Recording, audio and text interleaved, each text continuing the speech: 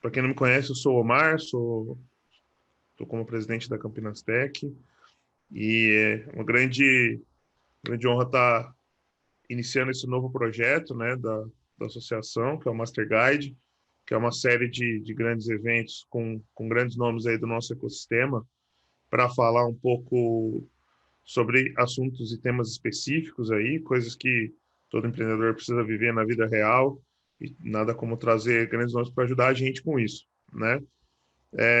Então, eu queria agradecer o Fábio Pova, que vai dar essa primeira Master Guide da Campinas Tech aí, que é uma série de eventos que a gente quer fazer com alguma regularidade, né? E no final a gente já vai anunciar, depois que o Fábio passar todo o conteúdo dele aí sobre investimento, né? A gente vai anunciar aí o nosso próximo palestrante, nosso próximo Master Guider aí, e para vocês já se inscreverem na próxima edição. Tá? Lembrando que essa é uma edição gratuita, que é o lançamento do nosso programa, e aí também tá alinhado com a estratégia de conteúdo também da Smart Money e do Fábio aí. Tá? Fábio, obrigado aí mais uma vez pela parceria, pela disponibilidade aí com a Campinas Tech, e a palavra aí é toda sua. Obrigado, Omar. Obrigado, pessoal da Campinas Tech, um dos conselheiros.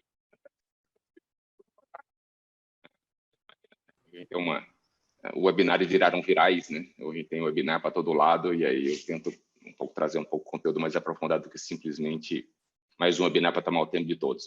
Eu vou compartilhar um pouco de material aqui que a gente elaborou em linha com a perspectiva do assunto do webinar, que é de captação.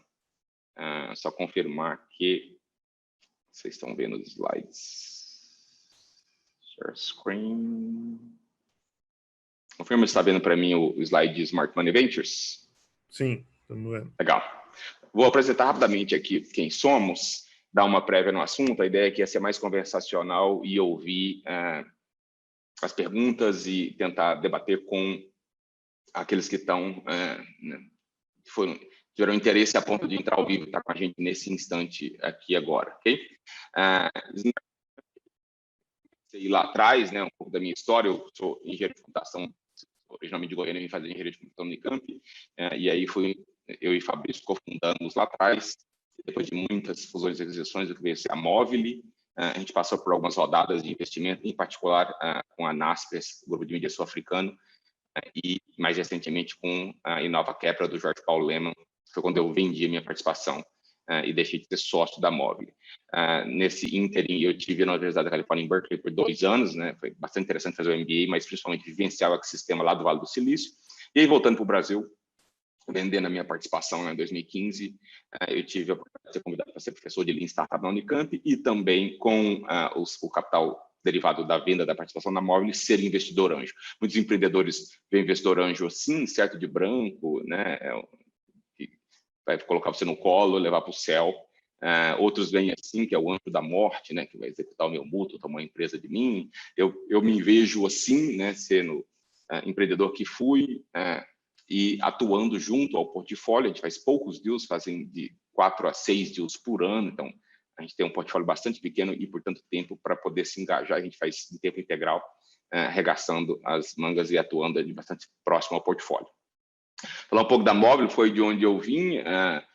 Foi uma startup, hoje é uma grande corporação, tem mais de 2.000 funcionários espalhados em diversos países, escritórios estilos Google, né, com pantufas e com coisas coloridas ao longo do escritório. Na minha época não era bem assim, mas muita gente que está nos vendo conhece a Movile, mas em particular deve conhecer um dos produtos, uma das startups investidas pelo Grupo MOL, que é chamado iFood, de entrega de comida. Por si só, essa startup, essa unidade de negócio particular já é um unicórnio.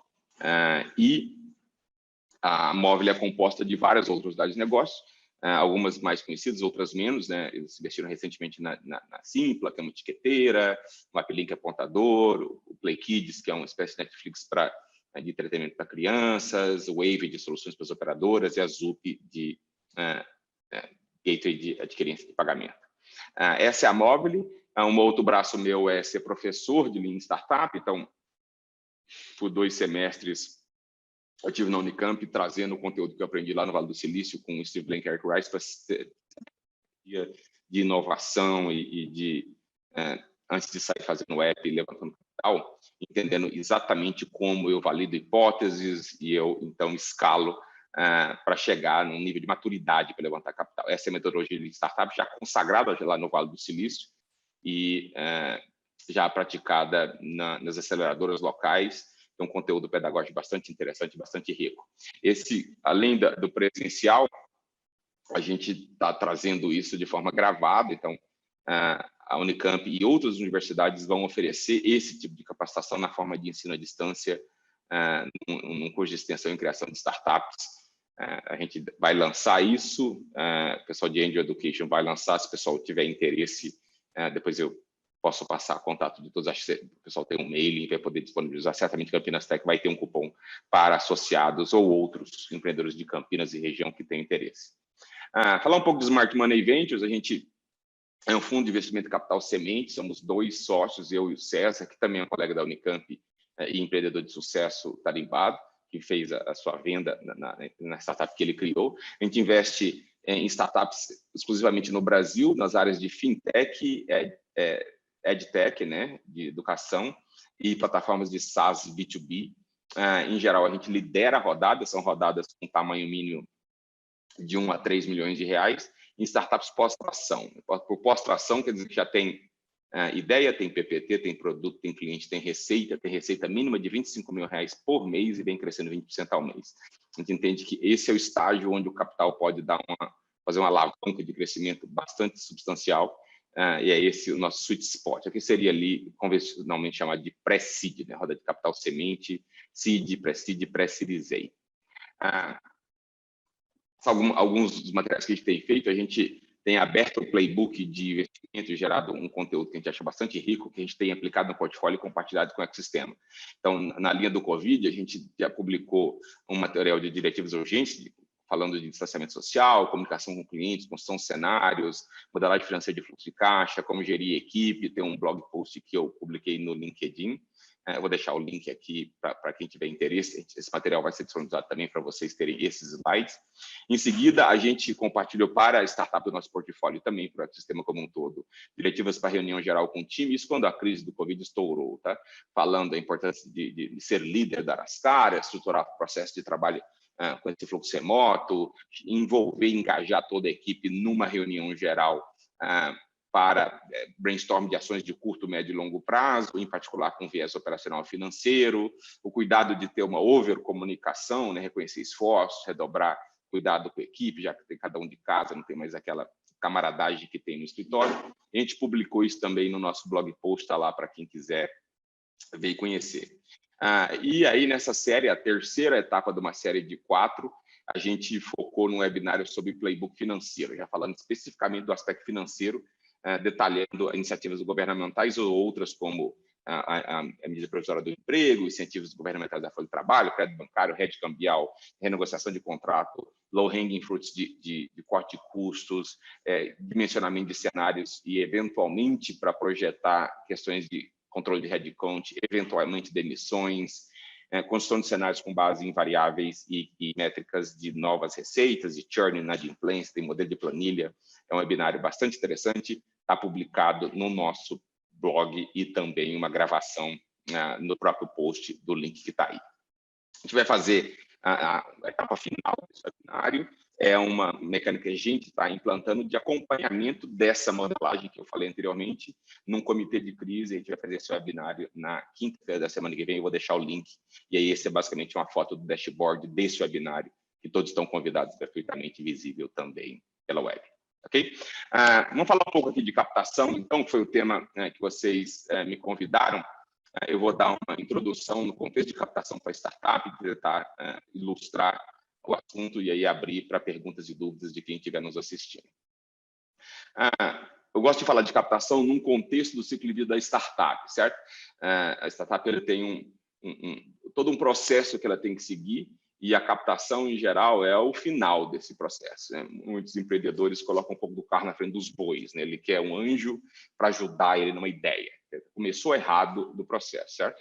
Em geral, uma ideia, e a ideia também não é um termo interessante, é interessante quando ela nasce de uma necessidade. Normalmente, os empreendedores acham que as ideias são geniais e elas precisam ser validadas. A metodologia de startup é um pouco disso, de saia do conforto da sua cabeça ou da banda larga e do seu monitor e vai fazer entrevistas de validação de hipóteses, né? Estrutura isso na forma de hipóteses, valida os fundamentos dessa hipótese. Se tem consumidor, se ele tem uma dor, se tem uma solução, se tem canal, diferencial competitivo, enfim, tem uma série de pontos que, uma vez validados, ensejam uma solução minimamente funcional, baseada naquela hipótese de solução, para a qual você vai validar outras coisas. Por exemplo, se você tem early adopters, em particular, early adopters que pagam, também chamado de clientes, e a partir daí você tem, então, os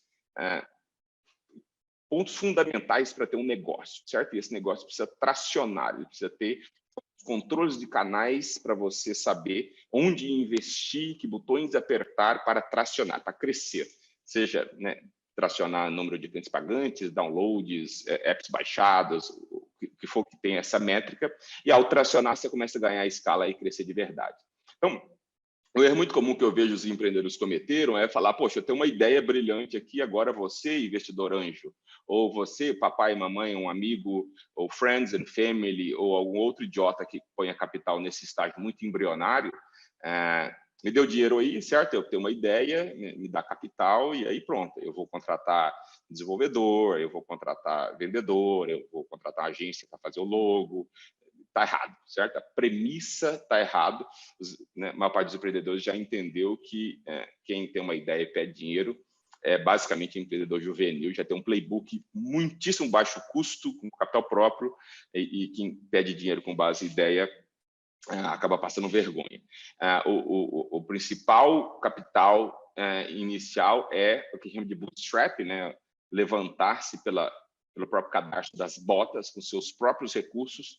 Em geral, mostra que você tem alguma skin in the game, né? Tem algum investimento, e você, empreendedora, sabe transformar a sua ideia em fundamentos e um motor de crescimento mínimo, para o qual aí sim vale a colocar combustível para garantir que você está correndo uma corrida em mais alto nível. No começo, você deve fazer com seus próprios recursos, utilizando essa metodologia empreendedora que é bastante lean, que é bastante frugal, e não precisa de dinheiro de ninguém. Muitos dos recursos já estão amplamente disponíveis, como créditos em plataformas sociais, poder computacional, melhores práticas e ferramentas. Muito disso é gratuito, o desafio é saber utilizá-lo. E aí, então, o capital, né, você fala, pô, mas isso é gratuito, eu faço por conta própria, porque eu preciso de capital? Por dois motivos clássicos. Primeiro é que o capital é conquista de terreno. O capital de investimento anjo, de investimento de venture capital, etc., uma vez que você tem indícios de um produto, um serviço que muita gente quer, se você for esperar vegetativamente para, então, reinvestir e crescer, demoraria muito tempo, ou alguém poderia vir e jantar o seu almoço, certo? Imagina se o Uber fosse esperar ser lucrativo em São Paulo para ir para o Rio. Aí ele está no Rio, conquista motoristas e passageiros, depois vai para Belo Horizonte, certo? Ele não tinha chegado em Porto Alegre até hoje, certo? Então, a mecânica de VC é você ter um negócio que é escalável e a injeção de capital faça com que ele suba de patamar. Nada contra você melhorar o produto, né, nunca está feito, ele sempre pode ser útil, nada contra fazer melhorar o escritório, etc. Mas, fundamentalmente, na nossa visão, o capital vem com crescimento inorgânico, ocupando uma janela de oportunidade que não poderia ser sustentada apenas pelo crescimento, por milcar os lucros e dividendos de uma operação que no começo está embrionária. Então, esse é o contexto de venture capital. Portanto, os investimentos e a captação deveria se dar quando o estágio de maturidade da startup já alcançou um nível mínimo de tração, que você saiba o que fazer com aquele dinheiro. Não é apenas gastar, né? Hoje em dia você não precisa de muito conhecimento para gastar, certo? Você virar para o Google, ele pega, né, o seu dinheiro com compra de AdWords. Você virar para o Facebook, ele pega. O Instagram impulsiona. Você contratar funcionários, não tem muito desafio, né? Ele só pediu o salário. Então, gastar não é dúvida. Investir para gerar crescimento é a principal perspectiva, e para fazer isso você precisa saber fazer e já estar gastando, e já ter o teste de quais canais de tração gera melhor crescimento. Aí você consegue falar em gastar. É nesse sentido que Smart Money está posicionado. Então, quando você olha no estágio de captação, quando você tem ali uma ideia, né, você tem que conquistar, antes de mais nada, um co-founder, né, um parceiro no crime para poder ter um time, portanto, e desenvolver coisas que muitas vezes não é habilidade do empreendedor principal. Às vezes o cara tem uma formação técnica, precisa de um cara de negócios, às vezes precisa de alguém de marketing e vendas, um expert no nicho, enfim. Montar um time para não ser um one-man show. Muitas vezes existe o levantamento de rodadas de capital de family and friends, de investidores anjos, e aí quando o negócio atinge um certo patamar, é que fundos de capital semente, que é o caso particular de Smart Money, o fundo que eu lidero, atua para poder fazer uma injeção de capital relativamente maior no nosso estágio de 1 a 3 milhões de reais. Muito bem, nesse contexto, existe um ciclo do investimento, né?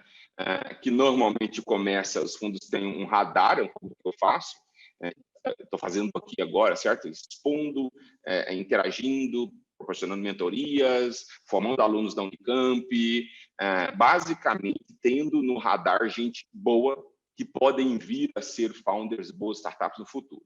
Em algum momento, né, que hoje eu tenho pelo menos umas 200 pessoas no meu radar, que foram alunos do Unicamp, são pessoas que estão trabalhando em grandes empresas um dia querem ser empreendedoras, enfim, tem esse volume grande de gente. Em algum momento, uma startup entra num estágio de deal flow, assim, no estágio onde, olha, agora eu vou seriamente considerar essa empresa como uma oportunidade de investimento. Basicamente, elas estão num estágio mínimo, estão tracionando, então tem receita e produto, está dentro do nicho da minha tese de investimento. Por exemplo, eu não invisto em hardware, em agro, nada contra, mas é que não está dentro da tese. Então, tem alguns estágio nicho que a startup passa, a startup está disposta a captar, então ele entra num processo de consideração séria para ser investimento. E aí a gente faz um processo de análise aqui. Em geral, a gente orienta os empreendedores a estarem compartilhando as informações conosco durante um certo período de tempo. Os empreendedores erram muito aqui de esperar estar tudo perfeito para captar. Nunca tudo está perfeito, nem vai estar para captar. Então, eles tentam engajar o empreendedor do investidor de uma maneira muito intensa. Então, Fábio, vou aí passar 2 horas com você, cara, nada contra, mas não vai passar 2 horas, não dá para passar 2 horas, porque a gente tem um portfólio, tem outras prioridades. O empreendedor precisa aprender a ficar no radar de investidores para, então, seriamente abrir uma rodada e ser considerado. A gente faz um processo de análise, que dura de 2 a 6 meses, dependendo do estágio da startup, para olhar de forma mais criteriosa, fazer benchmark competitivo, conhecer clientes, usar o produto, tem todo um namoro aí para eventualmente evoluir no noivado. A gente, então, formaliza uma proposta de investimento, que a gente chama de term sheet, e sindicaliza essa rodada, né? A gente abre esse investimento para alguns co-investidores seletos que a gente tem nossos contatos. Muitos são alunos de um curso de formação de investidores, outros são pessoas de alta renda, colegas da Móvel, tem alguns investidores seletos que a gente deixa co-investir conosco. Em seguida, uma vez que o dinheiro está na conta, passa a ser um estágio de execução. Esse é o momento mais crítico, quando o empreendedor vai, então, colocar e vai gastar aquele capital levantado do investimento dentro de uma premissa de investimento modelada anteriormente, né? Ele já deve ter articulado ali, a gente validou na análise os canais, as prioridades de investimento. Essa execução é crítica, quem acompanha isso de perto é o meu sócio, que vai não apenas cuidar da execução, normalmente os 6 a 8 meses iniciais são mais críticos, mas também gerir esse portfólio como um todo, dando reportes para os nossos co-investidores, estabelecendo uma prática de governança, assim por diante. Em algum momento, e depois de muitas eventuais rodadas de investimento, a gente vai fazer a saída desse investimento, certo? A gente não quer ser sócio por resto da vida do empreendedor, a gente acha que boas startups levantam múltiplas rodadas. Em algum momento, precisa haver um evento de liquidez. Pode ser um IPO lá na frente, pode ser um processo de fusão e aquisição, pode ser uma oferta de compra numa outra rodada de investimento série C, série D, como aconteceu de resto comigo na Móvel com o Lema. Okay? Então, é importante que a captação, que normalmente é só esse começo, seja compreendida pelos empreendedores e investidores como uma jornada de crescimento de uma grande empresa que cria valor à medida que ela cresce, e esse valor tem que ser capturado num evento de liquidez futuro, né, dentro de um ciclo de investimento. Muita gente acha que levantar capital, empreendedores acham que levantar capital nesse sentido é um ponto. Acho que poxa, vou submeter meu PPT e vai vir um cheque. Ou não, eu vou submeter o PPT, fazer uma reunião, fazer um pitch e aí eu vou levantar capital. E não é, certo? O levantar capital é um processo, precisa ser dominado, estruturado, aquecido, para ele culminar com adesão de investimento. Em geral, grosso modo, ele tem uma série de pontos conectados. Então, não é uma linha, um ponto, uma linha, uma sequência de pontos conectados. Seja um contato inicial, normalmente isso acontece por empreendedores que estavam no radar, pessoas de referência, apresentados por outros co-investidores, apresentados por fundos, né? Muitos empreendedores vão lá tentar captar com SoftBank. O SoftBank tem 100 bilhões de dólares, certo? Se ele fizer cheque de 1 milhão, ele vai ter 1.000 cheques, e não daria nem para falar com todo mundo. Então, o empreendedor normalmente fala com os investidores dentro do seu estágio. Em seguida, esses investidores vão fazer uma análise de fit com a tese, para os investidores que têm tese, e os bons normalmente têm ou deveriam ter, para analisar coisas básicas e basicamente para decidir o não seguir do que seguir. Então, é uma coisa que a gente faz aqui, tem startup que me aciona falando de hardware, a gente investe em hardware, eu não vou tomar tempo do empreendedor fazendo reunião, pedindo nome, pedindo planilha, tomar tempo dele e meu. Em seguida, tenho normalmente um processo de uso do produto, certo? Os bons empreendedores já têm empresas tracionando, já tem um app, tem um MVP, tem um website, vai fazer um login, um sign-up. Então, eu consigo ter um olhar sobre a qualidade da capacidade de construção desse empreendedor a partir do próprio produto, certo? Não precisa de PPT para isso.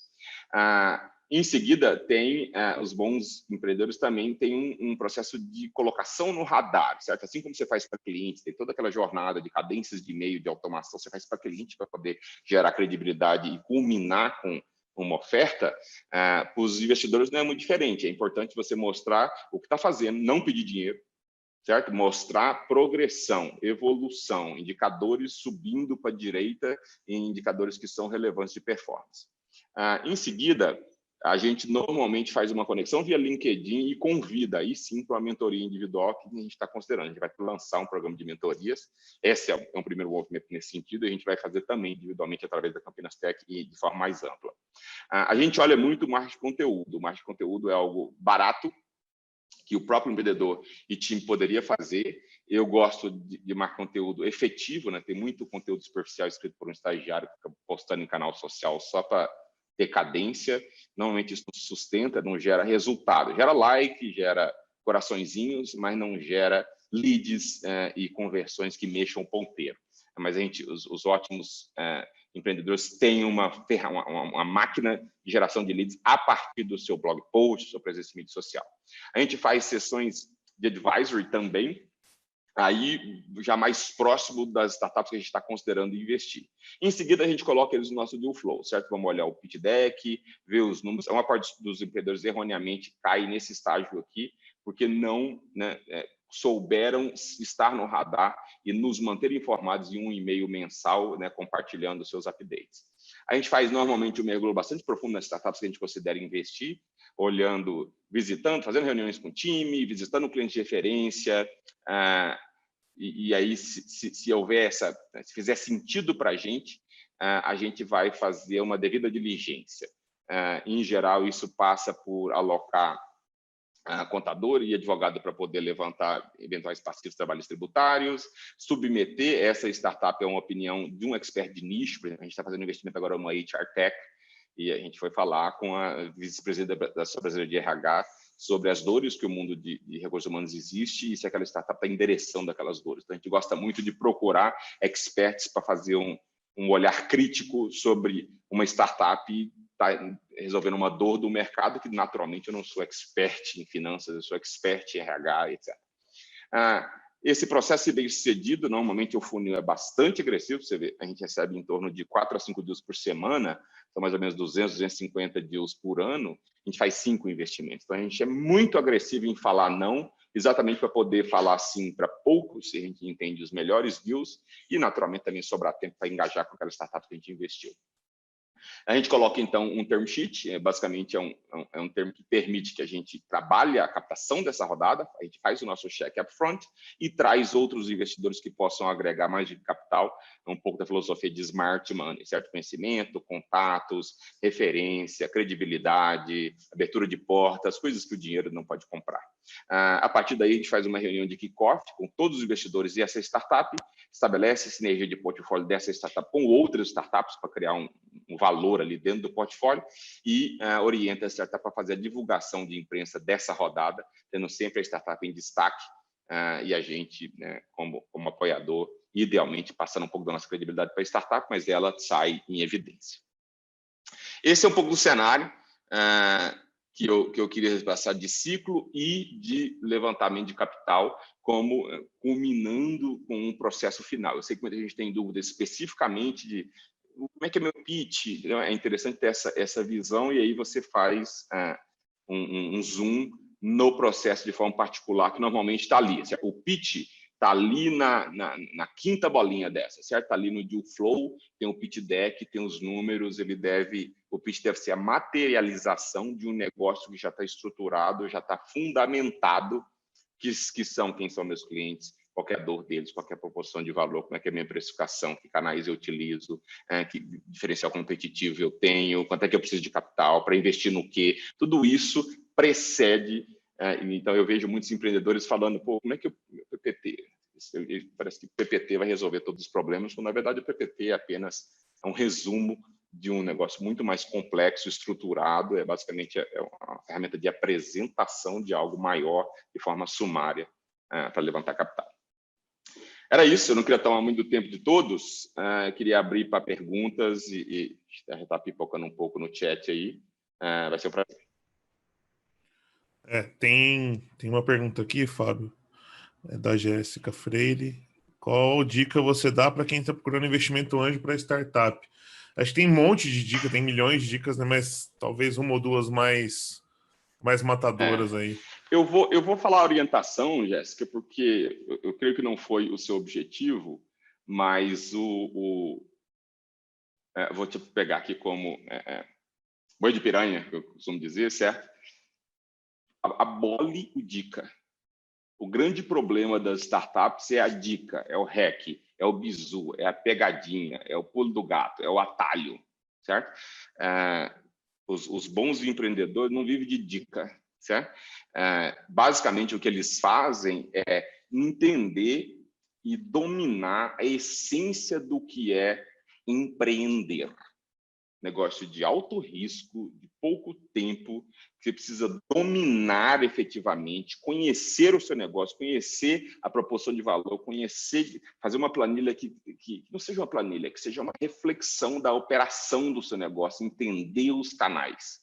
Se você tiver isso, precisa de zero capital para isso, precisa zero de investimento anjo, o seu investidor anjo e nenhum investidor do planeta vai fazer isso por você.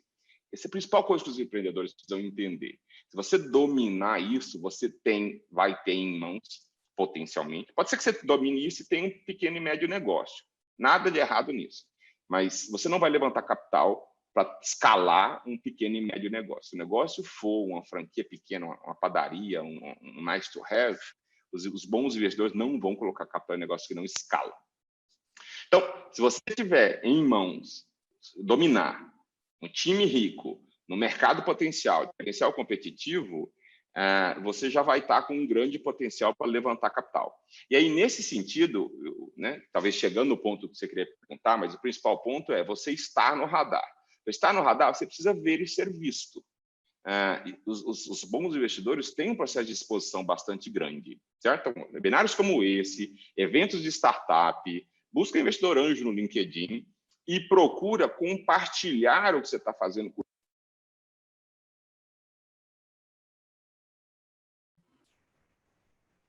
Fábio, acho que o seu microfone parou. Perdi aqui o meu. O microfone parou. O meu microfone às vezes me falha. Voltou aí? Voltou. A gente perdeu uns 15 segundinhos aí. Isso. Então, o que eu faria é, uma vez que você entendeu esse processo, você controla, domina os fundamentos da sua startup, a minha principal recomendação, vou fazer até um blog post sobre isso, eu espero que o pessoal da Campinas Tech repercuta, é acessa os investidores e fala, deixa eu te mandar um e-mail por mês. Todo investidor que se presta vai dizer sim, claro, manda. Eu já recebo um monte de e-mail, a caixa está aberta, certo? Muito disso é lixo, não tem problema. Se for lixo, eu vou receber mais um, o Gmail vai aceitar. E você compartilha um update mensal. Tem um playbook disso, que basicamente é o que eu faço, o que eu fiz no mês que vem, que eu vou fazer no mês seguinte, resultados alcançados, os principais indicadores, não é vanity metrics, não é page views. Page view não quer dizer nada se você se transformar em receita e crescimento, entendeu? Então, mostre o que você fez, o que você vai fazer. Dúvidas, dificuldades encontradas, e é isso. Os bons investidores vão olhar e falar, interessante, tem aqui uma startup interessante. Mês que vem eu vou ver o que ela vai fazer. Entendeu? Isso.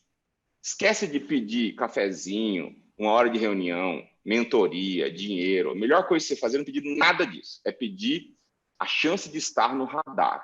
Inclusive porque você não precisa, certo? No curto prazo, você está construindo o seu negócio.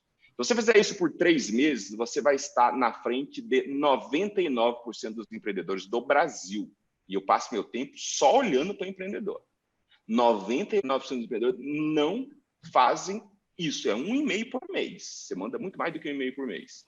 Numa estratégia de aquecimento, a entrada no radar. Ok? Muita gente está esperando, está querendo ajuda, está querendo ver se a concorrente está pedindo dinheiro, quer pedir cafezinho. Faz merda, cara. Ela é ignorado e passado. Pede para estar no radar e compartilhar. Um e-mail enxuto, um one-pager. Não manda uma lauda por e-mail, não manda 30 slides, vai ser ignorada. O problema de ser ignorado é que ninguém vê que está sendo ignorado, certo? A gente já ignora vários que manda 200, está aqui 200 slides, está aqui, eu vou mandar um e-mail com 30 bullets, cara, não vai ser lido. Mesma coisa que investidores fazem, empreendedores também fazem o seu próprio tempo, certo? Então, a gente tem aqui dentro uma métrica de os empreendedores que mandam report durante 3 meses já entra num funil diferente de avaliação nossa, que são capazes de não estar pedindo dinheiro, estar mostrando o que fez, estar olhando os indicadores concretos, corretos, certo? E tem uma autogovernança de compartilhar informação. Não precisa estar lindo, não precisa estar bonito, não precisa estar subindo para a direita. As merdas na forma de aprendizado são super válidas, se o empreendedor está testando e tentando aprender. Isso, por si só, a gente coloca na frente de 99% dessa base de empreendedores.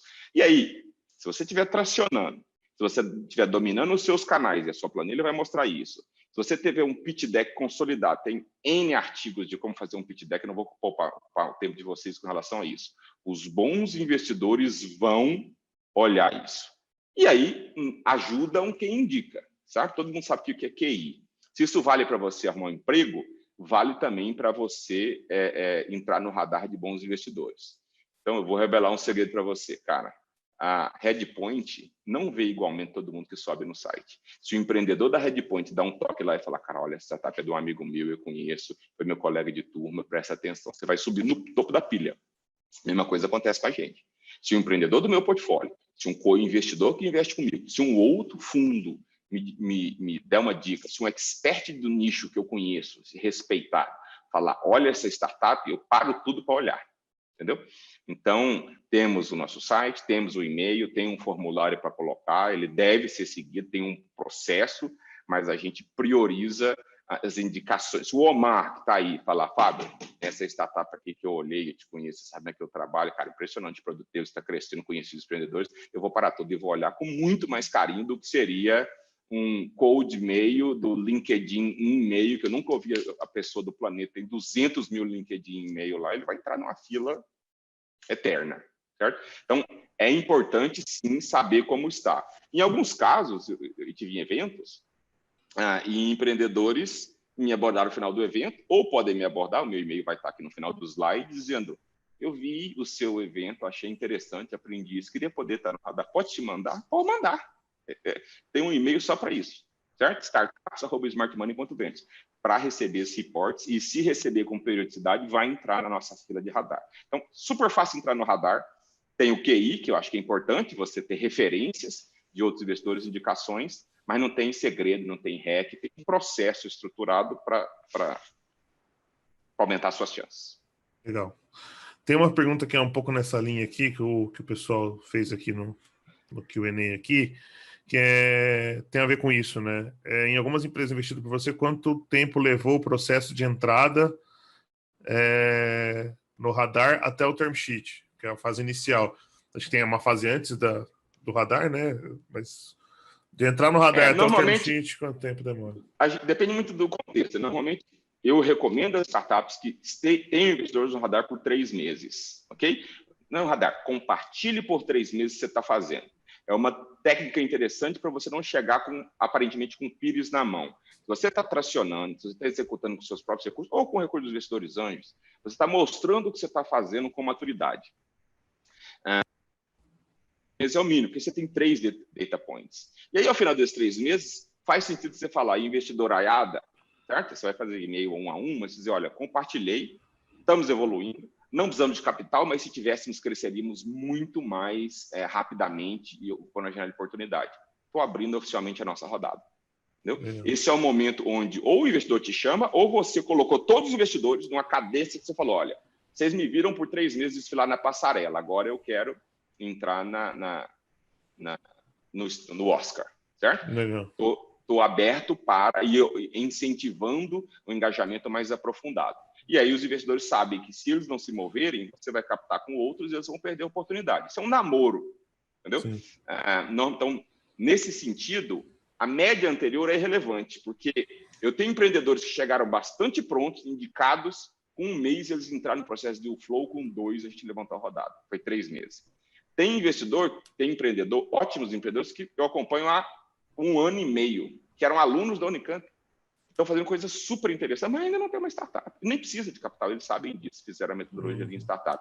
Então, a média é burra, sabe? A média é 25 graus, mas ela é 0 misturado com 50 dividido por 2. Então, essa média é muito relevante. O que eu posso dizer é que empreendedores que fazem a captação, entram e não está no nosso nicho, a média é de 2 segundos. Eles vão responder o e-mail dizendo lindo, mas não está na nossa tese, eu não vou ocupar seu tempo.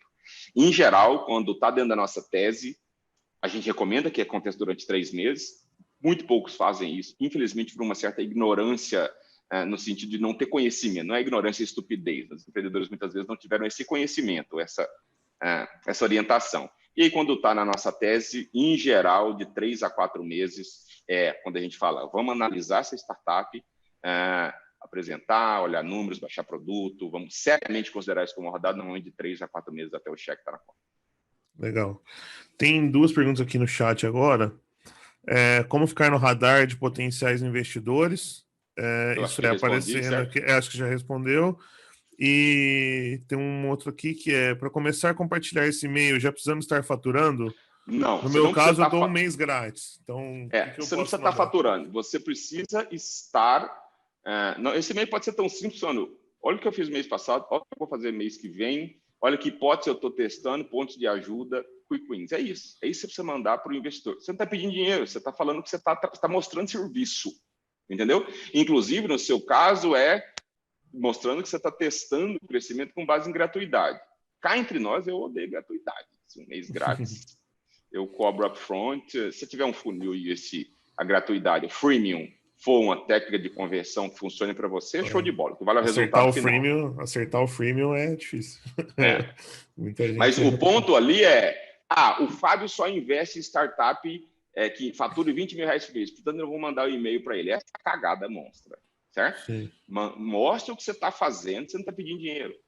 Você não está faturando os 25 mil, que eu preciso para investir, mas eu não preciso para olhar, para acompanhar, para entrar no radar. Vou te dizer uma coisa, você está faturando R$1 e daqui a 4 meses você estiver faturando 15, eu vou olhar com muito carinho, porque você foi de R$1 para R$15 mil. Entendeu? Então, não espera estar perfeita para poder tentar entrar no radar. Não tem problema, você pode passar 1 ano fazendo isso. Se eu tiver data points de 12 meses, um por mês, de empreendedores que começaram com a ideia, não pediram capital, não pediram mentoria, pediram cafezinho, pediram coisas que os empreendedores pedem, que normalmente é uma sinalização de juvenilidade. Certo? É muito difícil falar isso, porque muitas vezes os empreendedores acham que investidores anjos são uma espécie de deuses, ou são oráculos que vão Midas, vão tocar e você vai virar ouro, vão te ajudar. Não vai ajudar nada. O empreendedor bom não precisa de ajuda, ele precisa de capital e não precisa dar trabalho para ele. Os bons empreendedores fazem isso por conta própria. O investidor é um mal necessário, que é uma injeção de capital. De novo, a gente tenta agregar valor, já fomos empreendedores, temos co-investidores na rede, a gente tenta ser smart money, mas a melhor coisa que o investidor pode fazer é colocar capital e não dar trabalho para você. Então, procure se posicionar, conhecer, apresentar, se relacionar, que é boas práticas de business como um todo, não tem nada particular para empreendedores ou investidores particularmente. Legal. Vejo aqui do João Marino. Vejo muitas startups com crescimento, mas em estágio maduro não são lucrativas. Todos passam por rodadas de investimento. Como nenhum dos investidores tem intenção de estar no negócio na perpetuidade, vale a pena tentar outra alternativa? Bootstrap ou um capital social que se beneficia com o crescimento da startup? Eu não sei se eu entendi muito bem essa pergunta. Você conseguiu entender, Fábio? A questão, acho, de fundo é que tem muitas a necessidade startups... eterna de capital. Isso que eu entendi.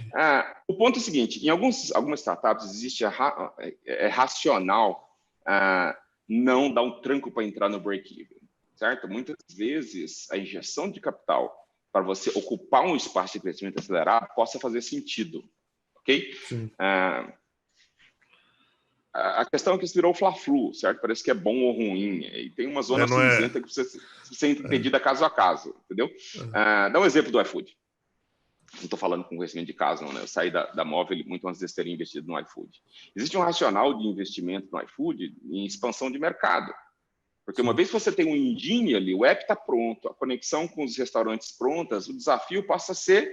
Então, você vai anunciar no intervalo do Super Bowl, cara, e expansão. Rede. Se você vai colocar no Fábio Porchat lá, no Galvão Bueno falando na transmissão, você lembra disso? Foi? Vai aparecer para o Brasil inteiro. Então, você precisa estar no Brasil inteiro. Não adianta nada se o cara do interior do Rio Grande do Sul baixar o app, que vai baixar, porque está disponível para todo mundo, pedir um comida, tiver um restaurante, acabou. Entendeu? Então, faz sentido você levantar... Pode não ser, não sei se é positivo, se não é positivo, faz sentido você levantar capital para expandir aceleradamente. Faz sentido você comprar players de entrega de delivery para já ter conexão com os restaurantes ou base de motoboys. Então, nesse sentido, você não precisa estar positivo para ir crescendo organicamente. Faz sentido captar, e eles captaram 500 milhões de dólares, $500 bilhão, para expandir. Isso é pré-Covid, certo? Expandir agressivamente. Entendeu? Se você conseguir captar algumas startups, a gente chama de unit economics, ou seja, operacionalmente elas dão prejuízo. Se você colocar capital, você vai sustentar uma queima de capital mais aceleradamente. Nesse sentido, ele não faz sentido, é como negócio, certo? Se você operacionalmente não der positivo, tirando iniciativas de marketing adicionais de crescimento, você tem um negócio cujo engine de crescimento é genuinamente negativo. É uma questão de tempo até ser quebrado. Então, se tiver muito capital, sustenta muito tempo. Aqui no Brasil você não tem. Aqui não tem capital que vai sustentar aceleradamente. Então, em geral, as boas startups, elas estão queimando capital, mas no sentido de eu levantei rodada, eu tenho caixa, eu poderia entrar no positivo. E eu vou dizer, entra. Se você for olhar as startups que estão sendo pegadas de frente pelo Covid aí... os caras reduz a máquina de crescimento e... Mas na IG reduz corta-cabeças. Isso aí. Certo? Vai ver a startup de turismo aí que estão passando pelo nego, entrou no positivo, cara. Quando precisa entrar, entra. Entra. Quando é sobrevivência, entra. Ou morre. Aí não sabia nem o que estava acontecendo e morreu. Mas as startups têm uma ótica de negócios aí que ela é inexorável, cara. É darwiniana. Né? Ou sobrevive... para contar a história, o APJ também morre, certo? Não morre de Covid, mas morre de fluxo de caixa. Eu acho que tem um livro legal para indicar para o pessoal, que eu estou lendo agora, e está mudando muito a minha cabeça também, que é o Blitzscaling, que ele explica muito essa mecânica do crescer muito mais do que você acha que você poderia crescer, e não dá para você fazer isso sem capital. E aí ele explica a lógica do Airbnb, do Uber e tal. É um livro bem legal para quem quiser ler, vale bem a pena para mudar um pouco a cabeça, assim. Para entender a mecânica de investimento, cara, é isso aí. É a hora que você precisa fechar a torneirinha, o EBITDA para de pé. Aí, beleza. Então, depois que... você não vai ficar eternamente queimando capital, porque normalmente não existe capital que sustente crescimento acelerado sem unit economics positivo. E geralmente você faz isso no mercado infinitamente grande, como o mercado de alimentação, né? Você não faz isso em mercados pequenos porque não tem para onde crescer se fizer isso no mercado pequeno. Startup é um bicho de escala. Muita gente fala de startup e qualquer pessoa pode se autodenominar empreendedor e não está errado, certo? Padaria da esquina, o cara também é um empreendedor, é um pequeno e médio empreendedor, pequeno e médio empresário. Mas a grande premissa de ótica por trás disso é o quanto esse negócio que está pequeno ainda embrionário, tem potencial para virar, cara, uma mega corporação. É isso. Você precisa escalar. Venture-based returns. Se você dobrar ou triplicar, é show de bola para você, empreendedor, é uma bosta para o investidor. Entendeu? Ele quer um mercado grande, com uma solução grande que possa escalar e ser enorme. Porque, senão, não faz sentido do ponto de vista do risco do capital investido nesse estágio. Essa é a grande premissa. E aí você precisa conseguir e atuar. Não é todo negócio que vai virar grande negócio. Né? Tem bons negócios que são pequenos e médios, que são lifestyle business, ou que são negócios de monta, mas que não são interessantes para anjos que sabem o que estão fazendo ou investidores de risco. Eu acho que tem um negócio também legal de falar nessa questão de escala, que escala não é só do ponto de vista da oferta, né? O target de mercado tem que ser grande o suficiente para valer a pena você automatizar a sua oferta, ter um produto para aquele negócio, porque às vezes você pode parar no serviço porque o seu mercado comporta o serviço mesmo, e aí você não tem também o fator de escala, né? Por mais que o negócio pudesse ser automatizado ou mais eficiente aí. Tendo uma do Rodrigo aqui.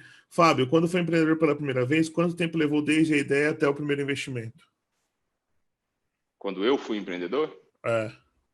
Cara, essa não é uma boa referência, porque a gente quando éramos empreendedores, a gente começou a ser empreendedor na empresa júnior de computação na Compec. E o que a gente queria fazer lá, primeiro não chamava empreendedor como tem hoje, né? A gente era incubado na incubadora da Prefeitura de Campinas. E o que a gente fazia era projetos. Fazia projetos, essa é a técnica. Fazia projetos de intranet. Então, era projeto sob medida, era software house, em grande medida. Até que a Microsoft veio e deu o intranet como template do web server dele, ou seja, o que a gente fazia virou uma feature, você coloca 2 botões na instalação do IS e nascia a sua intranet. Você podia, ela trocava o logo e estava pronta o mural de comunicação, agenda de contatos, etc. E a gente saiu dando cabeçada nesse sentido, fazendo website para mandar SMS, antes da TES lançar. Então, a gente fez muitos projetos desenvolvidos sob medida para sobreviver, sem saber que era empreendedor e sem saber que precisava de um produto. Era uma ignorância monstra. Mas, nesse processo, a gente aprendeu a aprender. Certo? E aí, acho que a grande tacada foi quando a gente entendeu que vários projetos nasciam da necessidade do cliente e a necessidade desse cliente não era só dele. Ele poderia ser transformado num produto. Então, as boas startups, muitas vezes, fazem consultoria. Consultoria não escala. Fazem serviço sob medida, que não escala. Mas o que acontece é o cliente se arreganha para você, certo? Ele abre necessidades, dores. Se você for capaz de templatizar aquilo, entender que se for muito específico, só daquele cliente, você fez um projeto e ganhou um projeto e tudo bem. Mas o ideal é você usar projetos e serviços sem roubar nenhuma informação relevante do cliente, obviamente, mas você entender que você construiu um produto, um serviço, uma solução que pode ser escalável, vendido para outros clientes, resolvendo o problema do nicho, de um setor. Foi o que aconteceu quando a gente fez isso em dois momentos. Primeiro foi com a plataforma de automação de equipes de campo, fez um projeto para a Ultragás com a Nextel, para enviar a ordem de serviço. E a gente entendeu que o envio de ordem de serviço, que era um SMS em plataforma Nextel, não precisava ser da Nextel, não era só de gás, tinha assistência técnica, reposição de numerário em caixa eletrônico, delivery, entrega, virou uma plataforma de ordem de serviço chamada Dispara. Foi o primeiro insight, falar, opa, o projeto pode virar um produto e eu vendo para vários verticais. E uma outra foi com as operadoras, que fez um site de permitir que as pessoas assinassem canais de conteúdo. Então, o usuário ia lá e assinava, pensa, pré-app, pré-smartphone, pré-Neandertal.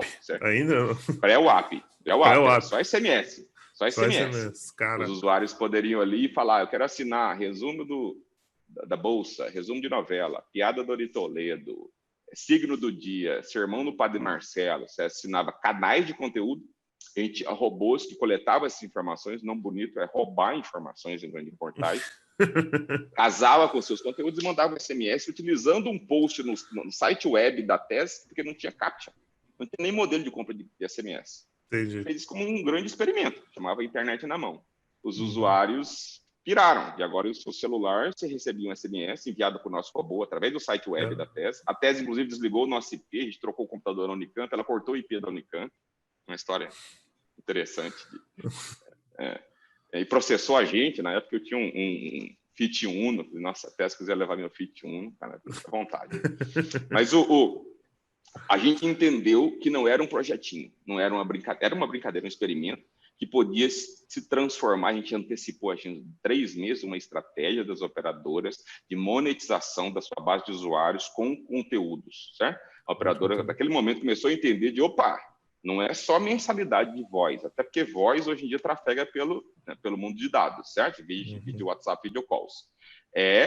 Tem aqui um rebanho de usuários que eu conquistei, custou absurdamente caro, porque eu comprei licença e comprei esses usuários dando incentivos para o equipamento, e agora eu tenho uma mensagem de texto, eu tenho o app, eu tenho a navegação que eu posso monetizar, não apenas, né, a ligação telefone, 1 minuto, mas também outros interesses. E aí nasceu a estratégia de conteúdo da Móvel, que hoje chama-se Wave.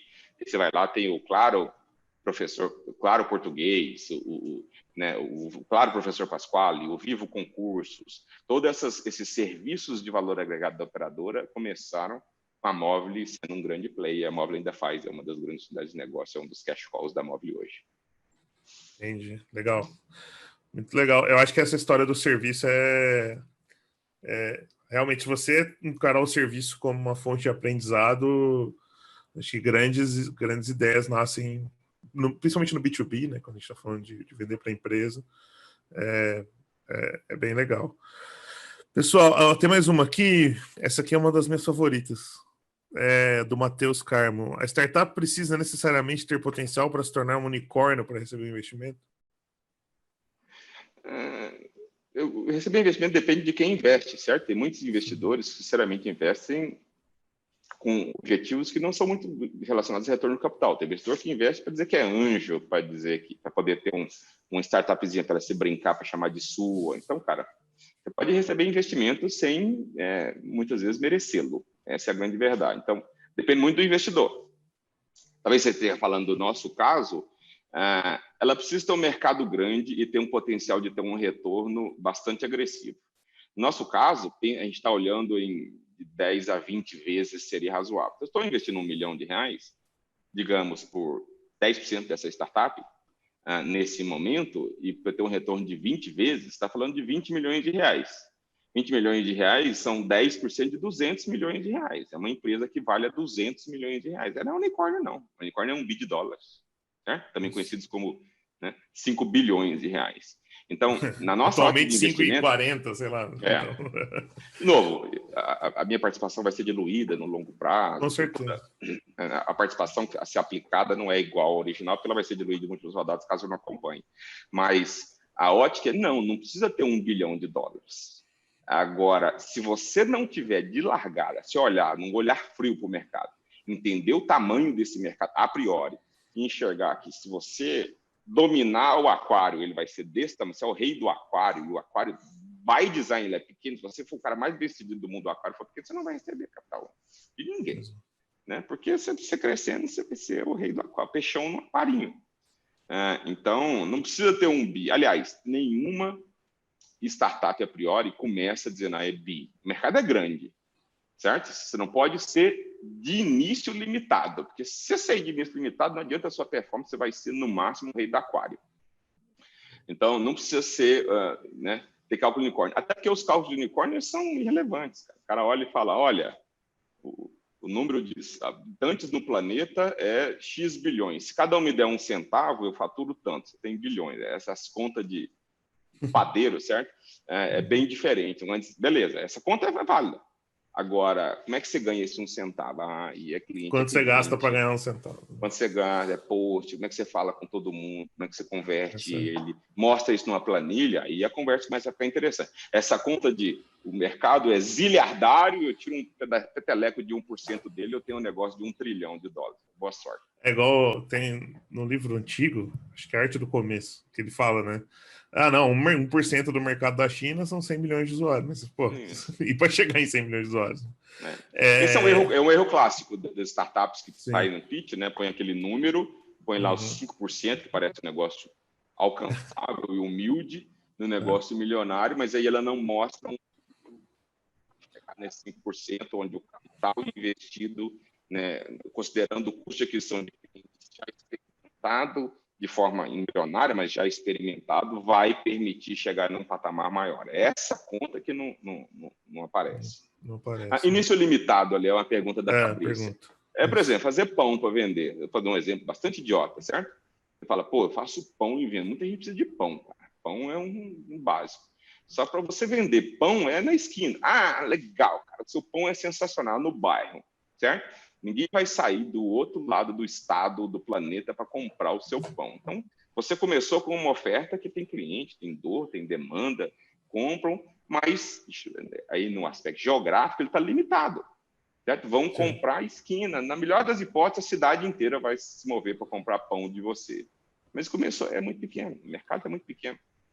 Então, o aspecto geográfico pode ser muito limitado. Geográfico é um exemplo simples, fácil e clássico. Normalmente as startups não estão tão facilmente definidas. Eu só dei um exemplo aqui da limitação. Legal. Eu vou emendar nessa pergunta do início limitado.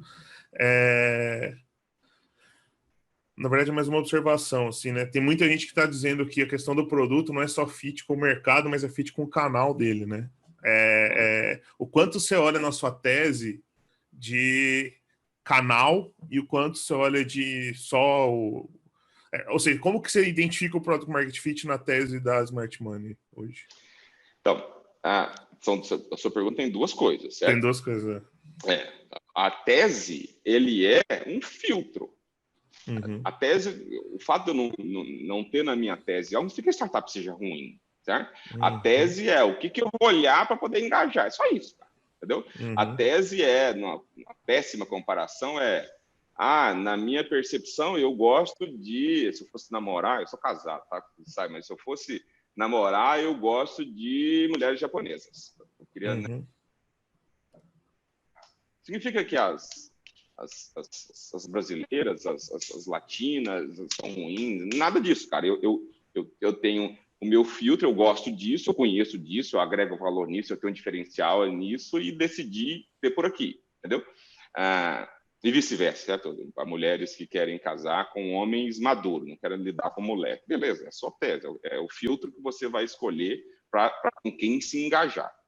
No nosso caso, a gente adotou o filtro de nicho, que é educação, finanças e RH. Ou plataformas de software como serviço para B2B, né? Tem um overlap. Essas são as nossas teses. Mas eu faço agro, eu não presto? Não, cara, você pode ter um ótimo, tem unicórnios de agro, mas o que eu manjo de agro é só terra debaixo da unha, certo? Então não seria para agregar em nada. Outra coisa que a gente olha como tese nossa, que aí eu acho que vale para mais startups, é R$20 mil por mês.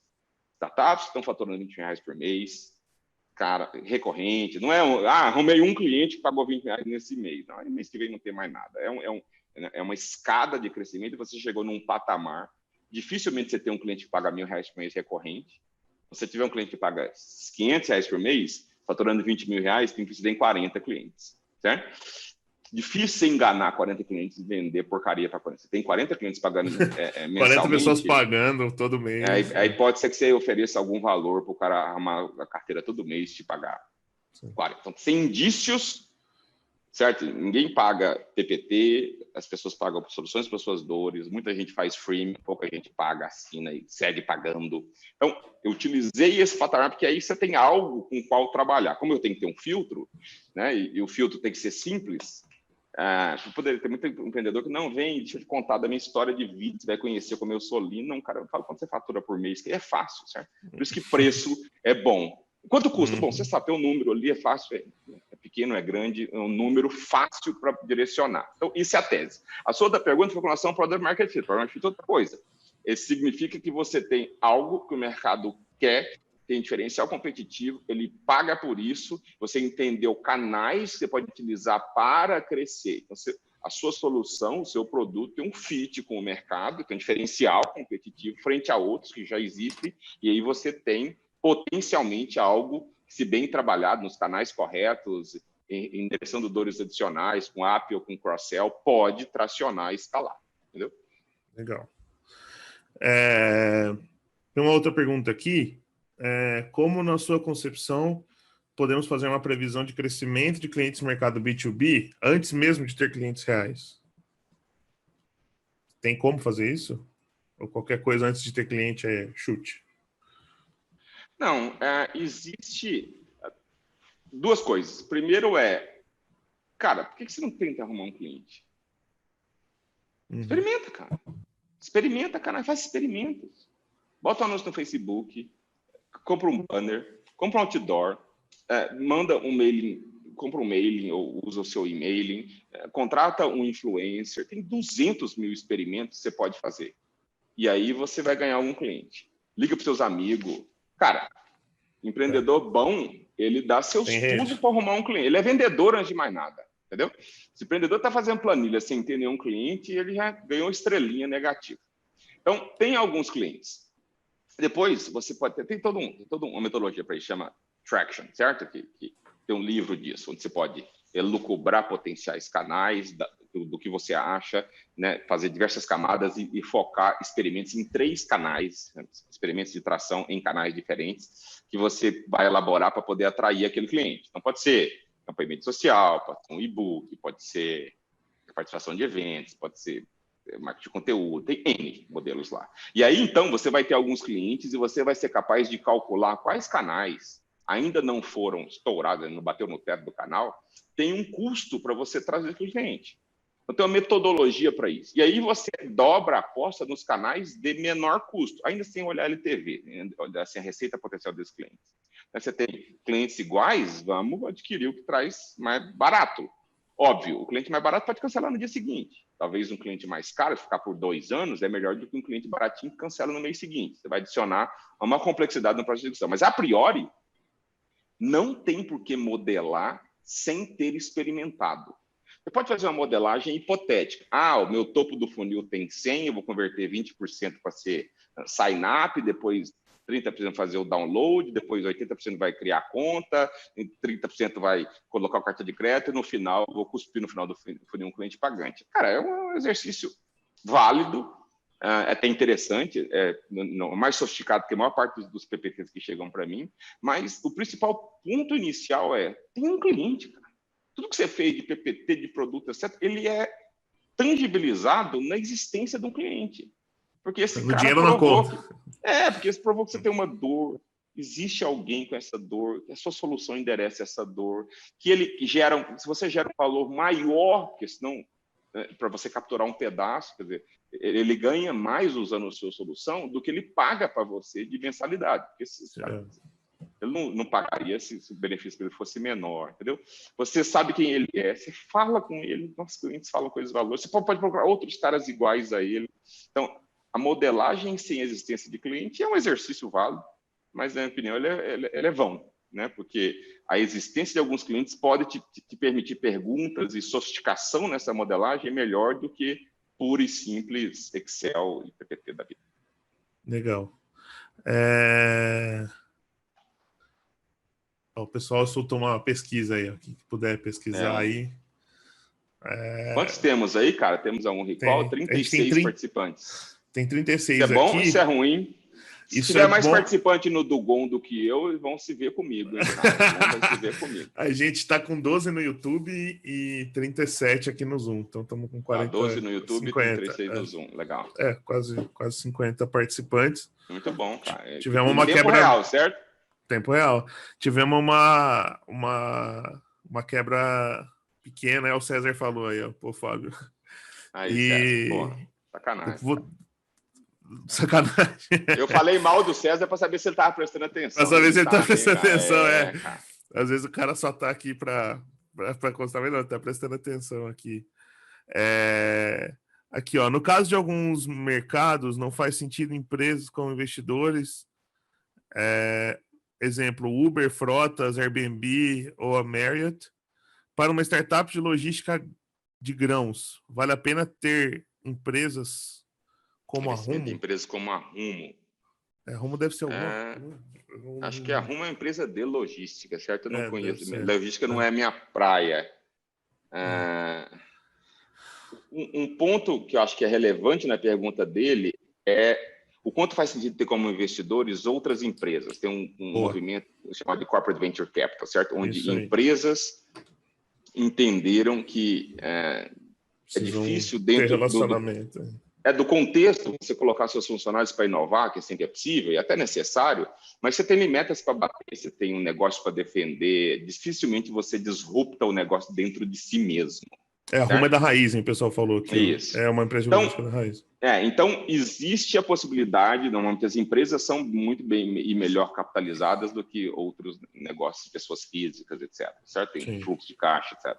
Então, existe um business de corporate venture capital. O grande desafio aí é o cuidado que os empreendedores têm, falando aqui dos empreendedores, certo? Porque para as empresas é meio óbvio, você investe, tem um volume de capital, não senta em cima do negócio, mas também não muda o seu negócio atual, você acompanha, você pode incorporar inovação, você já tem base de cliente, você tem marca, tem um volume de capital, você pode estar perto o suficiente, né? Tem os seus amigos perto, mas os concorrentes mais perto em um negócio que pode disruptar, você já tem investimento, você pode comprar, você pode... Enfim, para as empresas faz muito sentido. Para os empreendedores, é sempre uma faca de dois legumes, certo? Se você tiver uma empresa que seja estratégica, recebendo um investimento, você pode estar sinalizando para outros potenciais concorrentes, investidores, etc., que você está muito perto de quem pode te comprar, que já te conhece, que já tem benefícios, eventualmente, juridicamente, pode até o direito de primeira recusa naquela oferta.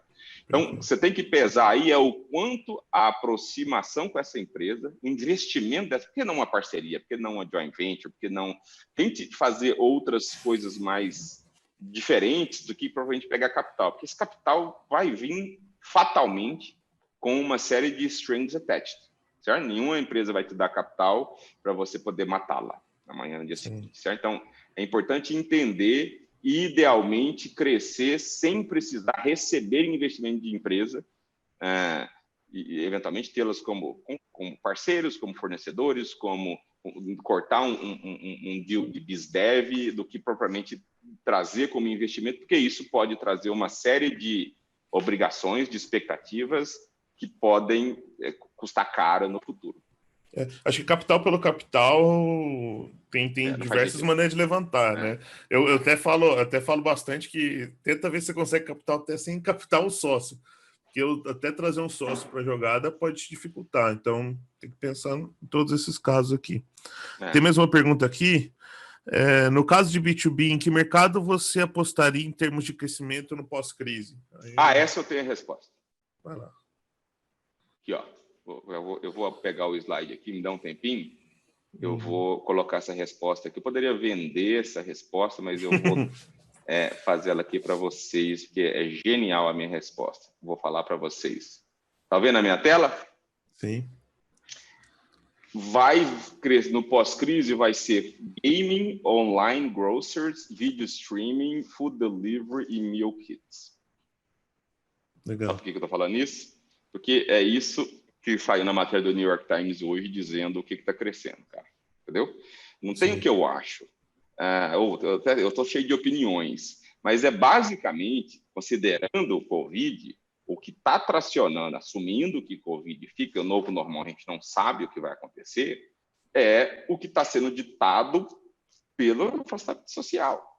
É puro e simples. É por isso que online grocer, é por isso que as compras online em Campinas, né, no Oba, no Dalbin, estão bombando. É porque ninguém quer pôr o pé para fora de casa no meio de pegar o e morrer.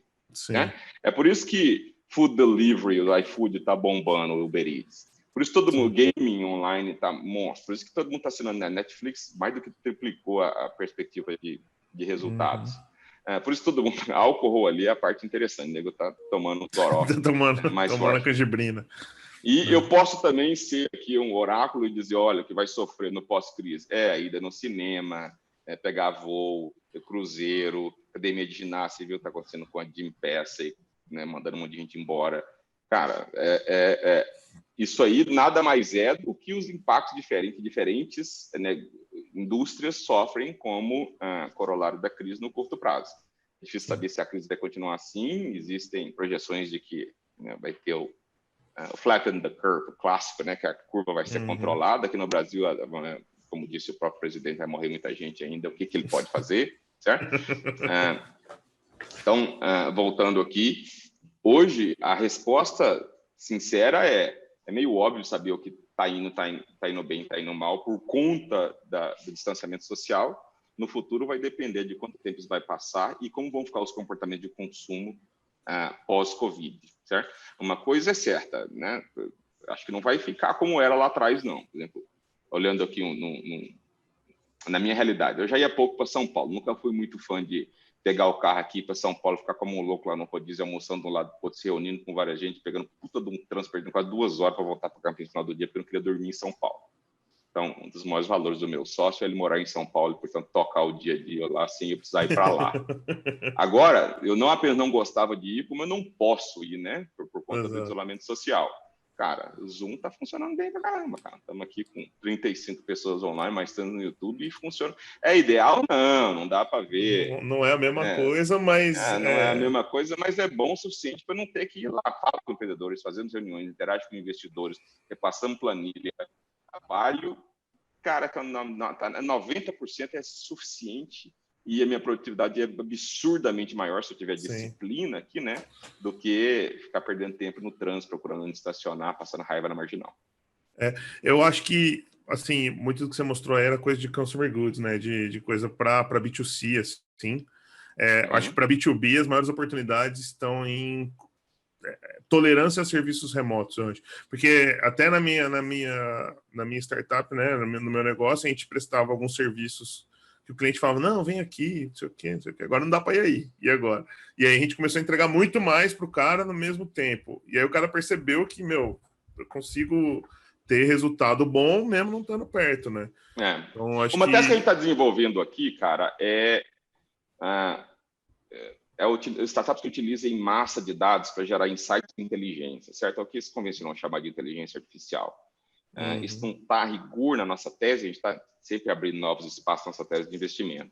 Mas o que eu tenho olhado com carinho são startups que usam massas de dados para inferir e dar apoio e suporte à decisão. Por exemplo, a gente tem investimentos em Gamma Academy, que faz capacitação de talentos, né? E a gente vai fazer alguns outros investimentos em TechEd. Mas eu sento no conselho da Exec, que é uma empresa de headhunting e formação de conselhos, e eu vejo o tamanho do desafio que é você utilizar informações, o currículo, um formulário de qualificação de dados para inferir.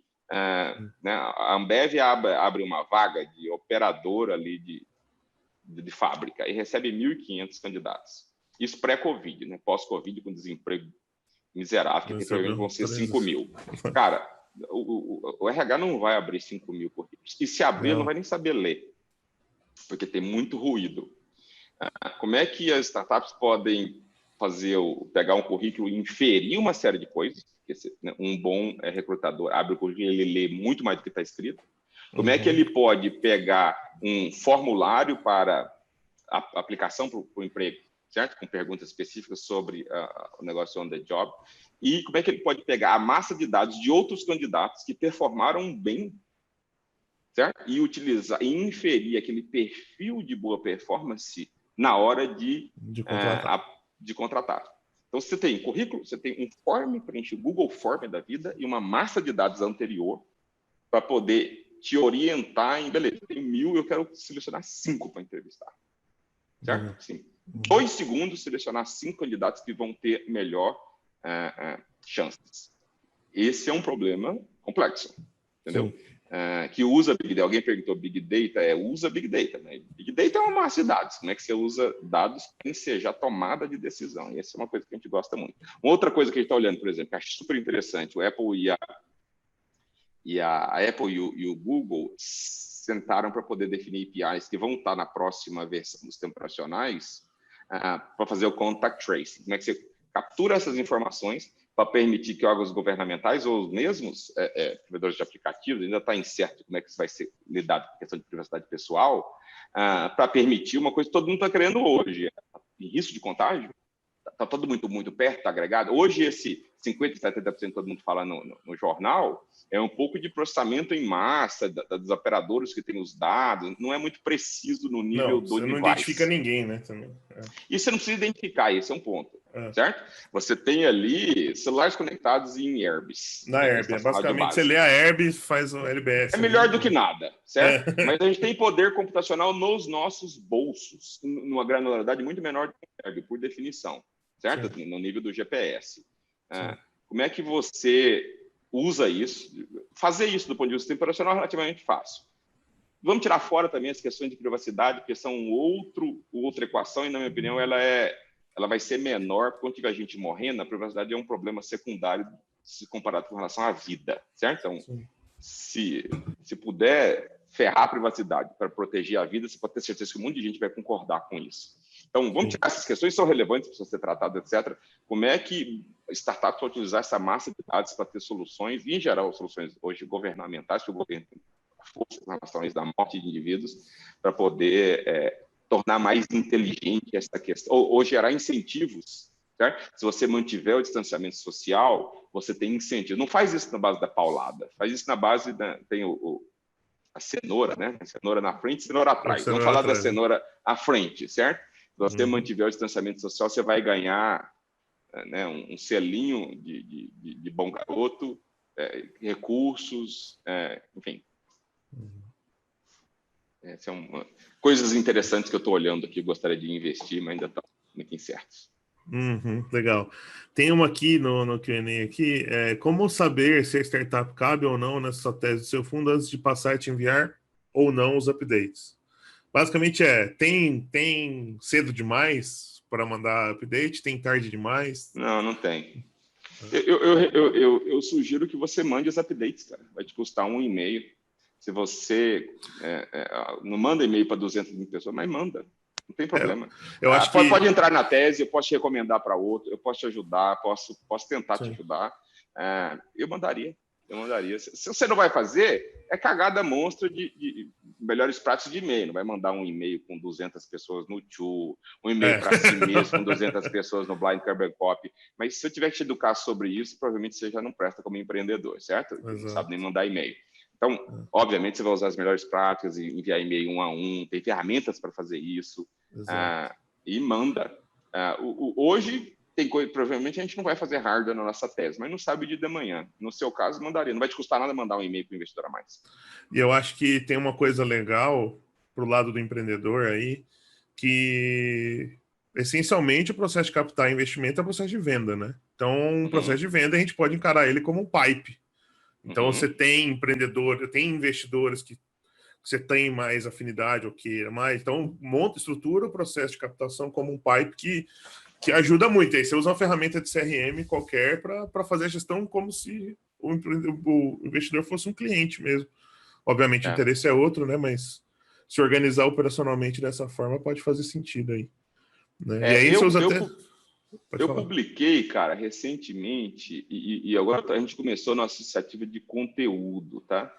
Então, esse é um dos pontos que eu vou ter no nosso conteúdo, mas já priorizei aqui, que provavelmente é a pergunta que eu mais recebo é essa: como é que eu posso entrar no radar?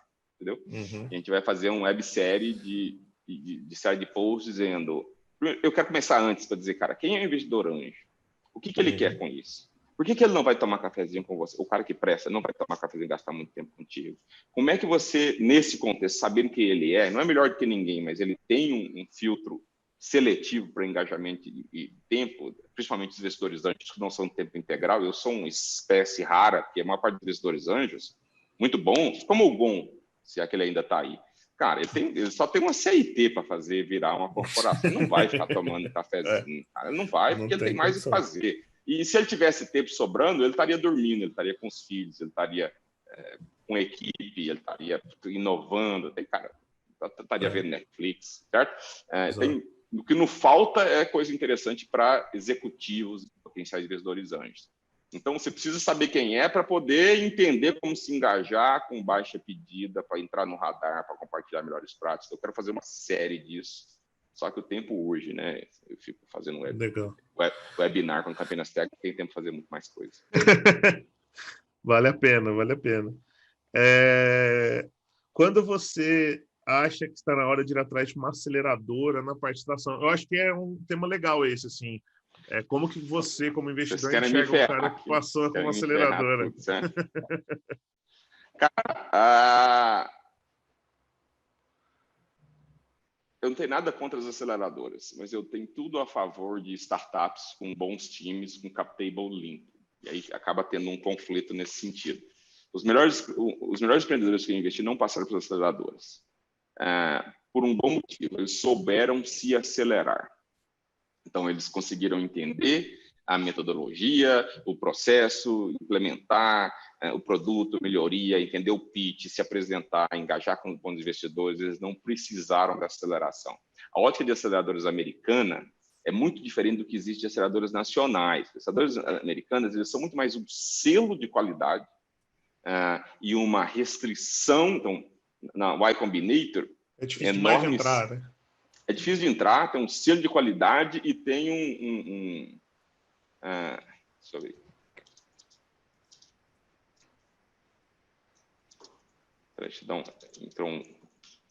Então, o que eles fazem?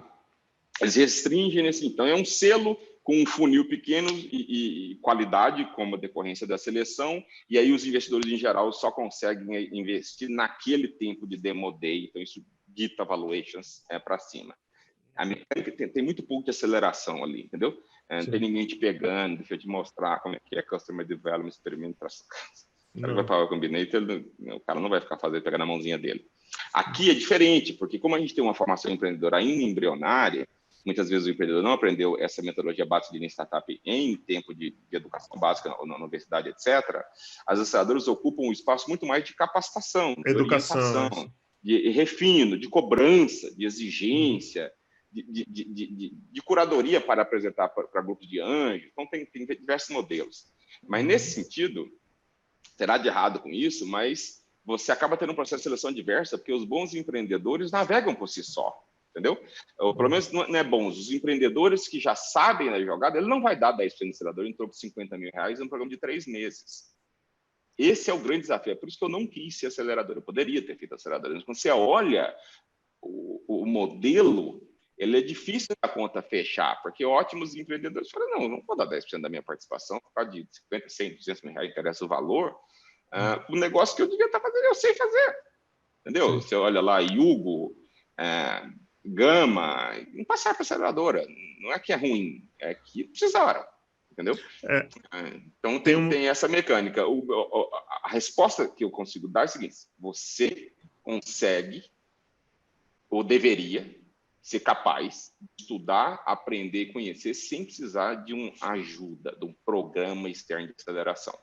Se você quiser entrar, ótimo. Entenda que você vai trabalhar num preço caro, também conhecido como uma participação relevante da sua empresa, para um apoio, uma ajuda, que é interessante. As aceleradoras, em geral, têm empreendedores experientes, têm um processo de conexão rica, etc. Mas tem o seu custo, tem o seu preço. Isso não é dado de graça, certo? Sim. Então, você tem que fazer esse trade-off. Se você achar que aquela aceleradora te acelera de fato, de capacitação, conhecimento, que muda o seu patamar radicalmente em curto espaço de tempo, show de bola. Se for para você aprender a se virar empreendedor, você estaria melhor lendo um livro. Tá. Essa dica foi legal. Tem uma outra dica aqui.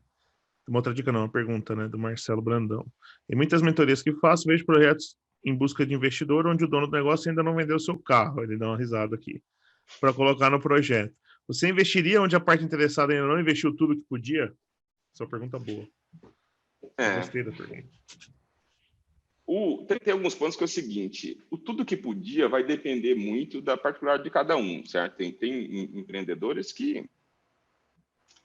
não tem capital, ele não precisa se endividar completamente para mostrar que tem skin in the game. Então, o tudo que podia, teria que olhar para os ativos, a declaração de imposto de renda dele para saber se podia mais, se podia menos. Então, não vai dar para saber. Eu peço muita coisa, mas ainda não pedi imposto de renda do founder. O recibo do imposto de renda.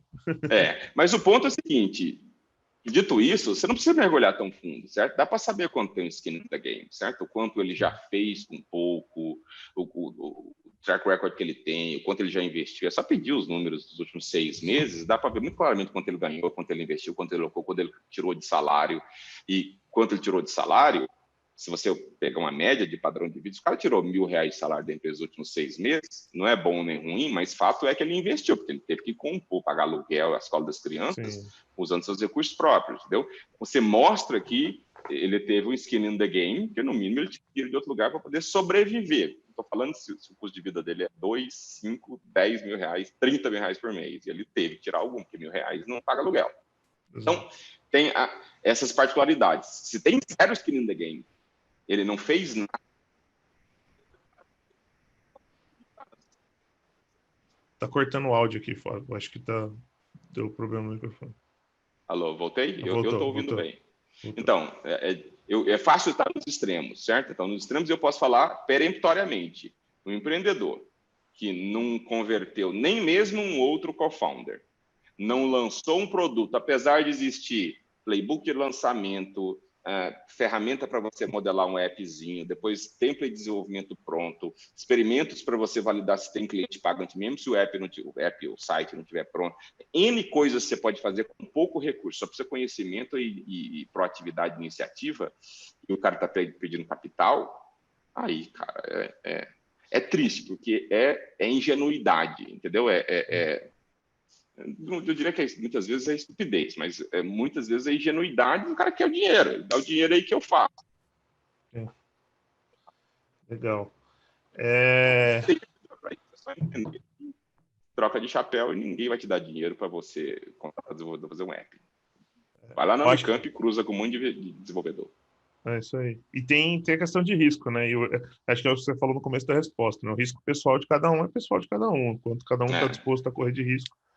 O ponto é, você não pode ter 0 risco e ser só do investidor, certo? Exatamente. Isso é muito óbvio, né? Fica muito visível, sabe? Muito visível. O investidor, ele vai, segunda derivada, ele vai pedir coisas básicas, né? Os últimos 6 meses de faturamento. Não precisa ter faturamento monstro, não, mas você consegue ver o que já teve, quem são os clientes, o que já foi investido. Você consegue ver skin in the game, no mínimo você consegue ver esforço. Legal. Tem uma pergunta que eu tenho, é a minha, não está ali, não. O quanto pesa o cara ser empreendedor de primeira viagem no seu... porque, assim, uma coisa que faz o Vale do Silício, né, que a grande diferença tal é que muitos empreendedores são empreendedores de segunda, terceira, quarta, quinta viagem. E aí os investidores já olham para esse cara e falam, esse cara já fez isso, já fez isso, então o risco como validação do empreendedor até no estágio inicial é menor, né? Como que isso entra no... Aí acho que é bem no seu caso aí na Smart Money. Isso tem alguma relevância? Tem. E conta favoravelmente você ter sido empreendedor múltiplas vezes. Não significa que a maior parte dos empreendedores que investiu é de primeira viagem. Até porque no Brasil o ecossistema empreendedor é relativamente recente. Tem poucos empreendedores que estão fazendo um segundo rodeio. Menos ainda que eles estão fazendo um segundo rodeio tendo sucesso no primeiro, ou tendo fracasso no primeiro, o que eles têm pelo menos o couro grosso para continuar tentando. Agora, se você é o empreendedor e não apenas não é de primeira viagem, mas aprendeu com a primeira viagem, tendo sido ela bem sucedida ou mal sucedida, isso tem um peso relevante. É importante e principalmente se você conseguir articular o que você aprendeu da primeira vez. Cortou de novo o áudio aqui.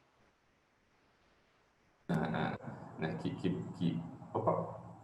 Acho que agora você foi do computador aí, o áudio. O meu Bluetooth. Tá. Agora voltou. Tá bem aí? Tá funcionando. Então, é importante e tem um peso relevante. Não é sine qua non. Então, não é, se não é, você já não teve uma primeira startup, você não serve. Não Entendi. é mais isso. Legal. E é capaz de articular, é super importante e nossa análise. Legal. Fábio, acho que já são 7 horas aqui.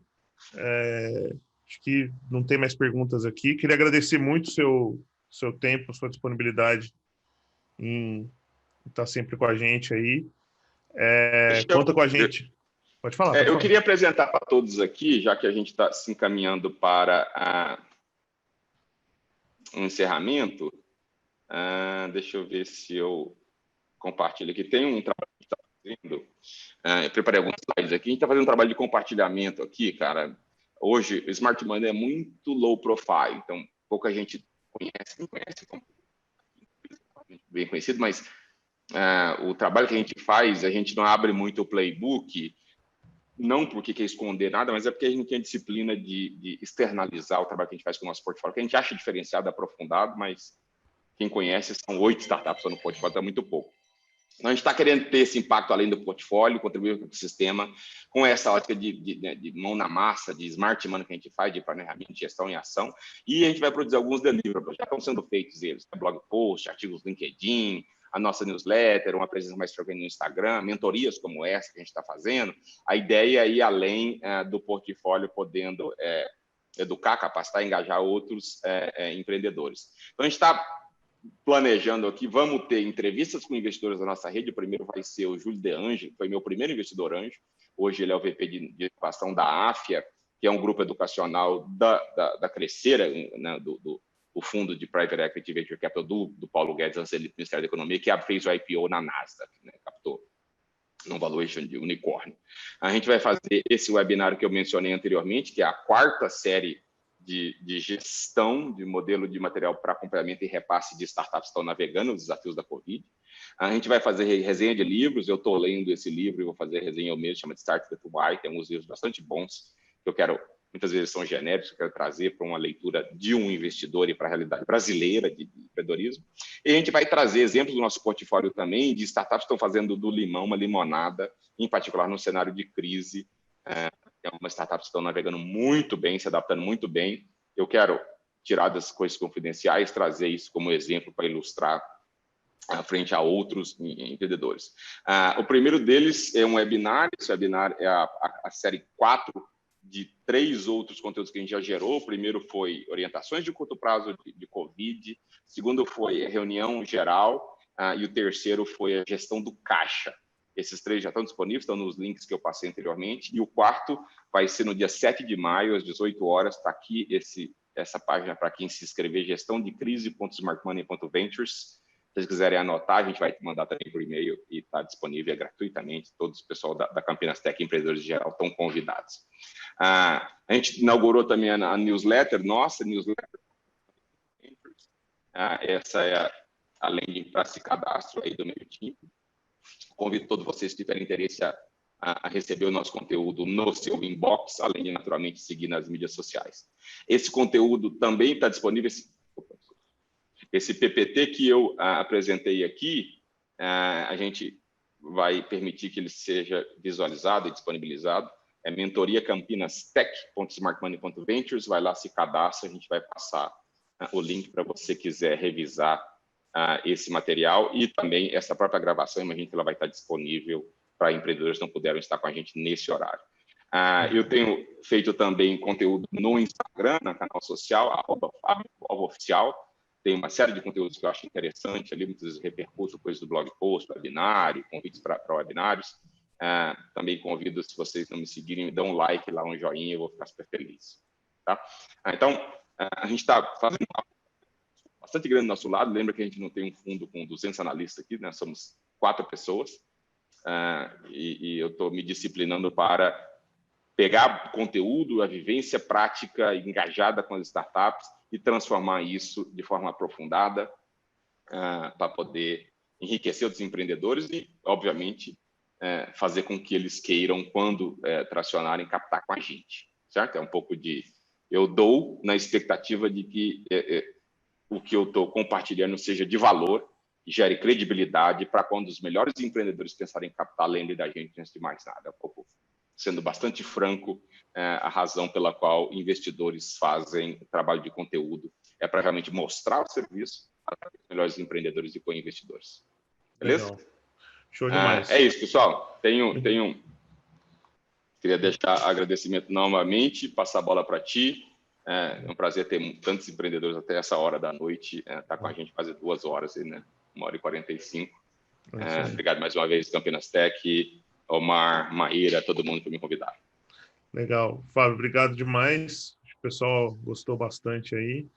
Eu queria, como eu falei no começo, né? Queria deixar aqui o QR Code para o nosso próximo evento, né? Nossa próxima mentoria do Master Guide, que vai ser com César Gon, que está aí na plateia. Então, quem escanear aí já vai conseguir ver. Lembrando que associado não paga. Então, se você é associado, você não paga. Para quem não é associado, tem um valor que a gente cobra ali, justamente por ser um conteúdo de alta qualidade, de alta interação e bem focado, né? Então, estamos trabalhando nesse nível aqui. Tivemos outras perguntas. Se quiser responder com 2 segundos. Empreendedor querendo captar para fazer cash out. Eu já vou adivinhar a sua resposta. Cash out do anjo? Não, cash out dele mesmo. Anjo. Cash out se eu estiver captando o Série Z e fizer o cash out minha como anjo, lindo, cara. Principalmente se for um valuation maior do que eu investi. Geralmente no estágio inicial, a gente prefere que o valor seja investido no isso aí. Eu gosto de ouvir, cara, porque eu tento me divertir com o malabarismo que os empreendedores fazem, tentando justificar por que ele quer sair ou deveria entrar. Então, é uma forma de diversão que só investidores têm. Legal demais. Beleza, é isso. Beleza? Valeu, Mar. Valeu, obrigado. Boa noite. Com tchau, Deus. Tchau. Fique em casa. Tchau, tchau.